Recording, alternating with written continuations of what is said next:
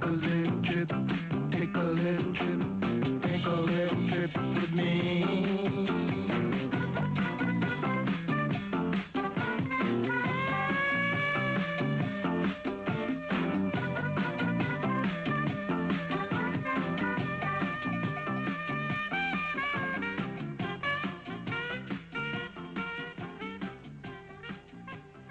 Tim Orslowski for Dancers, and here backstage at the Odeum with War.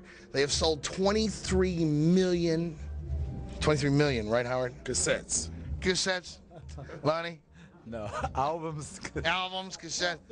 A plethora, exactly, a plethora of music. And we're back here partying with them, having a great time. And you got a new album out. And how's it doing?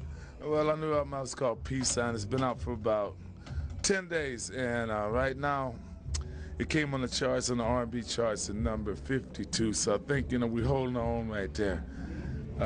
It's a good album. It's got 13 cuts on it. I think about 6 singles, so this album should be around for about at least 2 or 3 years. By the time you air this, it'll be on some other charts as well, jazz, pop. It's definitely rock and roll. War has a sound all its own, being the melting pot of California, how the group got together. You guys, as you call it, you rose from the ashes like the phoenix. There we go. Show everybody your phoenix. Here it is, right here. Where do you see your musical direction going down the road? Well, same place it's always been. It'll stay right there with the message, which this album, Peace Sign, is an extension of Why Can't We Be Friends? Same message, same situation. Street music, universal group, universal music, but with the message behind it. You guys have stayed in tight all these years. You've see a lot of groups breaking up, busting up. You guys have stayed awfully tight for all these years. What do you contribute to, Hart? Well, first of all, we came out of Compton, California, and since 1962, we've had a band called The Creators, and Creators came in to become War. So You, me, and Harold. Oh yeah, myself, Lonnie Jordan, and Harold Brown. He's around here someplace. I'm over here. But you ask, but the toughness of War is that we never stopped playing together. We never did break up to come back in 1994 and start a new band. We just kept our thing going. And when the record industry was not kind to us, man, we said screw that and took it to the streets. So we got 10 years out there just hitting the streets and learning new songs, new messages. So when we finally got our record deal again, which is like fortunate for the industry that they let us back in, because we came back in with a strong message about peace in the streets. So we got a whole new thing going right now. We've got someone on the floor here. Just. Yeah, he has a problem. Who that? That's Rod Habit over there. Is that right? He's practicing how to be a roach.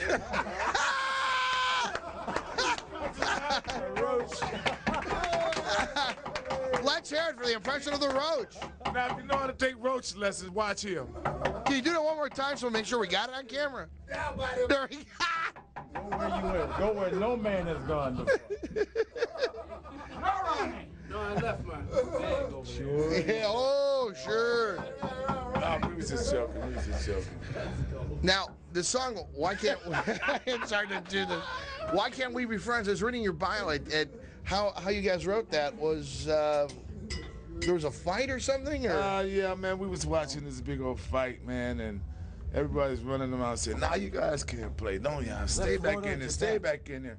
Was that Japan or Florida? I don't care where it was. Whatever happened was, we ran out there and said, "Oh wow, why can't we be friends? Why can't we?" Just kept on doing that chant. So what happened was we kept singing, "Why can't we be friends? Why can't we be friends?" Backstage, till it developed into a song. And when we got to Japan, it really made sense because it was our first tour of Japan, and we were like absolutely foreigners. We couldn't speak the language, so Why Can't We Be Friends came more to being one of the songs that we put out in 1977. Which also, I'm honored the fact that it was able to go to the moon. The moon. Hook up in space, man, when the astronauts, the Americans and the Right. Russians hooked up together. What song was it? It was Conway Twitty and then our song, Why Can't We Be Friends? 2 songs that linked up in space. Let me ask you a question. Go ahead. Now, see, when do you usually get a group that comes off stage working like 2.5 hours, you know? Busting major ass. This is busting ass time now. So when all your viewers see us, they say, man, why is this dude talking like that? Listen, these guys came into our dressing room and they asked us a couple of questions, and then the intimidation came in, you know? So, Well, because I was standing there, you were afraid I was going to fall on you. That's what it was. Watch out, the fat guy's going to fall. but after 2.5 hours of pounding on stage and sweating and changing clothes, this is what you get. This is what, when you get into the rock and roll business, this is the end of the night. Peace, a good time interview. That's when we're most happy and full for music. Listen, I enjoyed having both of you on the show. I appreciate it. Yeah. Hey, thanks a lot. And could you do me a favor? What's that? Please, get me a ticket back to Arlington, Texas. They're holding me here hostage. They won't let me go home. We'll negotiate. Tell them I want to go home. Negotiate. That's it. It's it. Do I have money for a ticket? Do I have money for a ticket? Negotiations.